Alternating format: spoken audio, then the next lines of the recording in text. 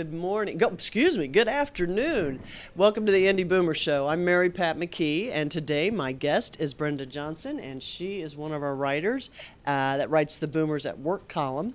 I want to let Brenda tell us a little bit about herself, but before we do, I want to thank Jim Wofford and Movies in the Park and Hamilton County TV and all the different things that he does. I just want to thank him for allowing for us to have a show here. Real quick plug, because Friday night is that maybe the first movie is Higher and Higher, 1943 with Frank Sinatra. It does not get better than that. So anyway, would like to bring Brenda on, and Brenda, tell us about yourself. Well, Mary Pat, in addition to being the Boomers at Work columnist for Indie Boomer magazine, I also have a blog. It's Work, Careers, and Jobs at 40 Plus, and it's available on Blogspot. Anybody can pick it up on the internet. And the purpose of that blog is to really help boomers that are trying to reinvent their careers. So there's all kinds of articles on there. There are articles about reinventing your career, changing jobs within your company, looking for jobs outside of your work. And in addition to the blog, I'm also just starting to push my book proposal, which is Winning the War on Older Workers, because I have to tell you that once you get into the boomer age, even if you've had a good relationship with your employer, many people are finding that work has changed a lot for them. And more people are either going out on their own or having to change careers. So Winning the War on Older Workers is my next big project. Well, and that is the reason that you are such a great writer for this, for the Boomers at Work. And Brenda's been with us since 2011, well, the year that we started. And I remember the very first article that you wrote was, had to do with Passport to Employment. Yeah, Passport to Employment is really a unique program here in Indiana, and really it's been a model all over the state. It is a group of volunteers, a retired executive from Sears, Earl Hart, and Earl just recently won the Jefferson Award for his community service, but just a really committed group of volunteers, and they have helped people that were unemployed or underemployed find employment that is not just minimal, but jobs that pay well here in Indiana, and they have been responsible now for over 400 people finding work of all ages, but really a lot of those people that find themselves kind of suddenly unemployed are boomers, but they cater to all people. And so Passport to Employment was my first article with you. And then from that, we moved into more of the reinventing articles and some of the articles about people changing careers. Right. Tell me this, though, just for the viewers. Where would folks go for Passport for Employment? Is it a website or is it an actual building? Well, they actually can just Google Passport to Employment, and they come right up. The meetings are held on Mondays, and they're at Church of the Crossing, but you don't have to be a member of the church or anything like that. It is totally community based, and they have been working now for several years just getting people employed. So Passport to Employment is also a way for people to reinvent themselves, because one of the things that they talk about in their program is how to use the skills that you have on one job to actually find a new job or a new type of career. Maybe taking those skills and turning them around a little bit? Absolutely, Mary Pat. I mean, that's the whole key. The key is to not think of yourself as a teacher, but to think of yourself as a person who communicates with others, a person who inspires others. And that could be so many other types of jobs. So maybe a person who's a retired teacher might go into corporate training. They might find themselves in sales. So it's thinking not about the job itself, but it's really thinking about what those transferable skills are. Well, and I think if you're a teacher, you have to be a salesman to get those kids to do their work. You better believe it. Do their homework. You better believe that. Oh, let me see. Another one that you wrote something about was Try Something New, which I thought was good because, it kind of empowers people to do something and not stay in the same thing all the time. And Go ahead. And, that's one of the things that happens. I think, we get comfortable, doing things that we're accustomed to doing. And one of the things I challenge myself to do is every month I try something new, whether it's watching a webinar, whether it's going to a networking meeting. But every month I challenge myself to try something new that I've never done before, whether it's going to a museum. It could be reading something new on the internet or something, but I always try to try new things. And I think one of the things that we have to do is to just be willing to be open, whether it's going to a networking meeting. And I know it's tough. We all have families and so many other obligations and things that we could be doing, but trying something new. And I think that just doing that helps keep people not only employable, but it also keeps you interesting. So when people talk to you, you have something interesting to talk about. Exactly. Well, and I think you said something important there that I heard was making a goal.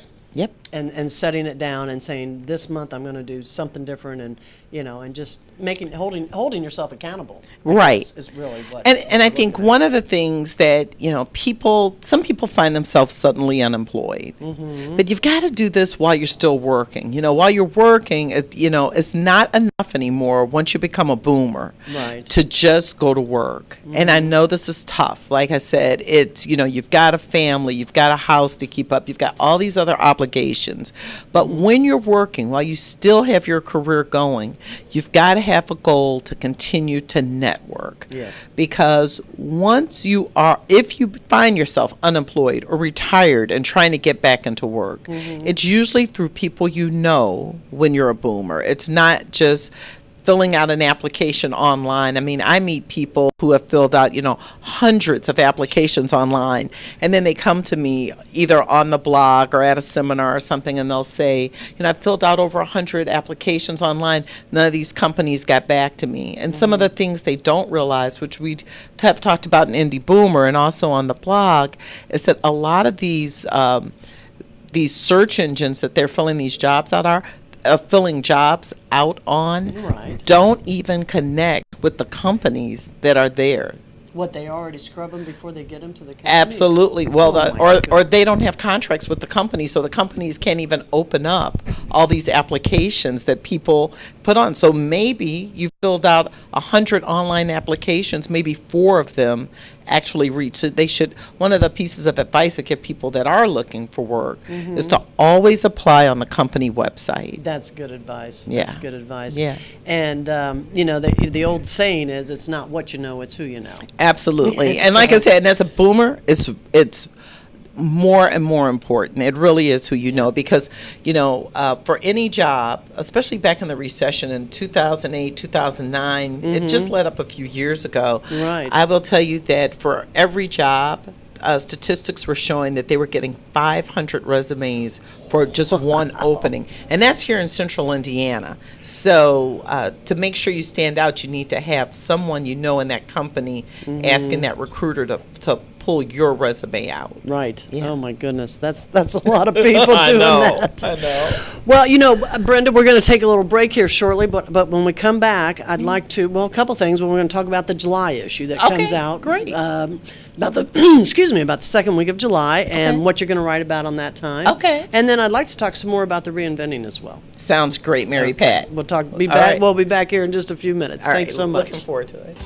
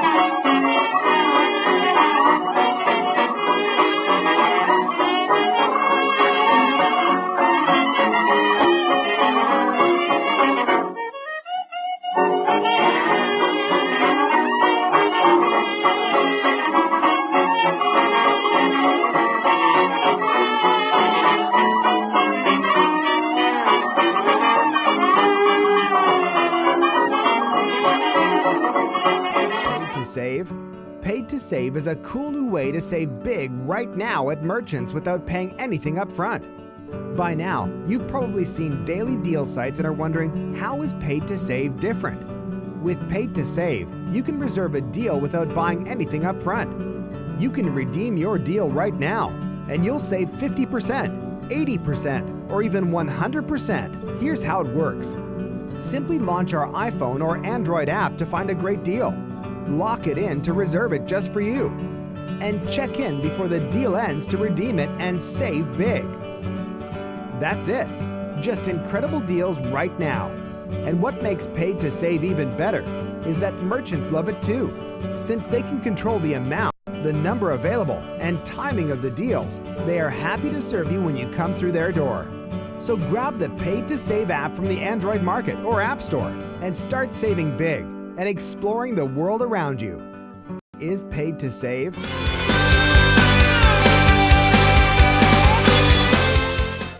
Hey, well, he got me that time. Hey, welcome back to the Indie Boomer Show. Mary Pat McKee here with Brenda Johnson. Brenda writes our column on Boomers at Work for the Boomer magazines. Been doing that with us for, 4 years almost. This is the fourth year. Amazing. It is. Time flies when you're having fun, doesn't it? Hey, I wanted to talk. We got the July issue coming out. I'm very excited. We've got the Wright brothers on, Tim, Tom, and John McDowell. Well, Tim and Tom Wright, of course, and then John McDowell will be on the cover. Just had great fun interviewing those guys. They are very, very interesting. They have a very interesting story. So excited to get that out for everyone. But Brenda, tell me, because I'm not even really sure, what are you writing for July? Well, one of the topics that we talk about a lot is reinventing. Yep. So I am actually going to be interviewing a Hamilton County woman who, after she finished a long career with Hewlett-Packard, actually went back, got a PhD, and now she is a professor at Ivy Tech.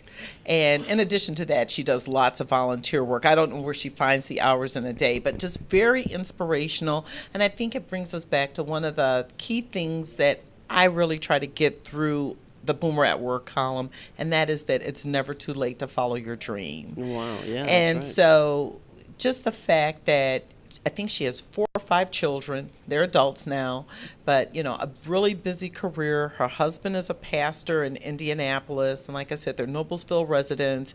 And, she earned her PhD about 2 years ago, and now she started up a whole second career inspiring others at Ivy Tech. Oh my goodness! What is she going to teach at Ivy Tech? Well, she's already teaching there. She retired about a year ago, and she is teaching some of the general studies programs, and also some of the business programs. What's your PhD in? Her PhD is in business, some type of business. So it's a business-oriented PhD. Dang, Can you imagine PhD though? I mean, I know. That's got to take some time. Well, you got to be smart too. Yeah, and with the family and everything else. But again, it was a passion. Yep. So, following your passion and just knowing that it's never too late. And, I've interviewed some other people for Indie Boomer. Also, I've Mary. Yeah. Is it Mary? The Mickey Methodikis, who is the chaplain. I couldn't pronounce her last name. Exactly. So, yeah. She's the chaplain at the Women's Hospital at St. Vincent's. Oh. And, she had gone through many, many different careers. She had she was Timothy Churchmouse for people who spent, she was the voice at Timothy Churchmouse, Really? a children's program here in Indianapolis for people that have been in Indianapolis for a long time. And she always wanted to figure out a way to help people. And she finally found that way kind of later in life and got her master's degree in divinity, and now she is with St. Vincent's Women's Hospital. She's their very, one of the first women chaplains, I think, with them. And she started on 9/11. How about that? Oh, my goodness. That was her first day of work. So, but really filling a need. And again, back to that same thing, that it's never too late to follow your passion. Right. In fact, I don't remember which issue because they all run together sometimes. But you wrote about that. Well, I know which one it was. It was the one Rupert was on because we talked about passion, and that's what you wrote about. Right. Exactly. But you got to really have passion in all aspects of your life if you really want to, get to where you want to be in that respect. Absolutely. Something else, another one that you'd written, and I think it's important because I think, unfortunately, boomers may run into this quite a bit, and that is recovering from job loss. That's right. I mean, it happens to the best of us. And I think that one of the big things that people have to deal with is that, number one, not taking it personally. And that's pretty tough. I mean, Yeah. especially for people who've been at the same job for 15, 20, 25 years, and then Right. all of a sudden that job, that, it just goes away. So I think it's not taking it personally. And one of the people that I talked to when I was writing about recovering from job loss, she told me that she made it a point to be better, not bitter. Oh, good job. And as I was writing that article, I thought about that, being better, not bitter. I mean, the job's ended, but you're still there. And so it's moving on, and what are you going to do next? Right. And I think that people find themselves in good company. You wouldn't believe all of the people that have been fired from jobs, from celebrities, and and sometimes it's not even about being fired. Sometimes the job ends. Company gets sold. They buy the products. They Or don't they want the people. downsize. You get downsized. Right. So it's Yeah. not just about being fired. So there are a lot of people who find themselves recovering from job loss. And I think one of the things that really resonated with people in that article was really about, taking care of themselves emotionally, financially, and just taking care of themselves mentally as well. Right. Yeah. The first thing that comes to my mind is financially. Because, yeah. I mean, I don't know how many of us have, what do they say? You're supposed to have 6 months worth of income. And who does that in real life? Easy theoretically to have 6 months of savings, and the thing about it is, a lot of people find themselves, and I've talked about this in some of the Indie Boomer articles also, they find themselves taking their Social Security early at 62 instead of being able to get the full amount of it, or taking money out of their 401ks and big penalties and things that happen with that as well. And so there's just a lot that you have to do. Again, it comes to the networking. I know a woman, Fisher's woman actually, who her job ended, and through some networking and just knowing people all along while she was still employed, 2 weeks later, reinvented herself from a director of communications for a nonprofit to being director of social media for a public relations company here in Indianapolis. Wow. Yeah, and that's because while she was still employed, she stayed in touch. Yep. So it wasn't like she waited until something happened Right. to start reaching out to people. When she put the word out that she was looking, she found a position. They actually made a position for her. Oh, really? Yeah. Well, and companies, you see more and more are making those social media positions in the companies. Exactly. Because there's so much to know. And so reinventing yourself again. There's so many people that are doing things in blogging, or they're writing. I mean, that is a great transferable skill to be able to become a social media person. Well, the other thing, too, is it's interesting because recovering from job loss kind of goes back to the reinventing, and it goes back to what we talked about in the first part about passport to employment. Right. So if you get in that situation, that you at least have got options and things that you can, do to hopefully get back in the situation you want to be in. Yeah. So. And one of the other things too that we're finding is people where it's just time to retire. I mean, they figure out they retire maybe not to do nothing, but to do something different, and just saying goodbye to work, which was the last article, the most recent article that I wrote for Indie Boomer, and the things that they need to go through and think about as they get ready to end their careers on their own. Right, Yeah. exactly. Yeah. Hey, Brenda, I want to thank you for coming today. Oh, it's been a appreciate it. pleasure, Mary Pat. Well, we're going to have you back again. 'Cause Okay. this is one of my favorite topics Okay. that we always Everybody cover. has to work and make a living, right? Yeah. But when we're boomers, we do it differently, don't we? We do, don't we? Yeah. Hey, thank you so much for joining us today. One more time, thank you, Jim Wofford and Logan Street Signs and Banners and Movies in the Park.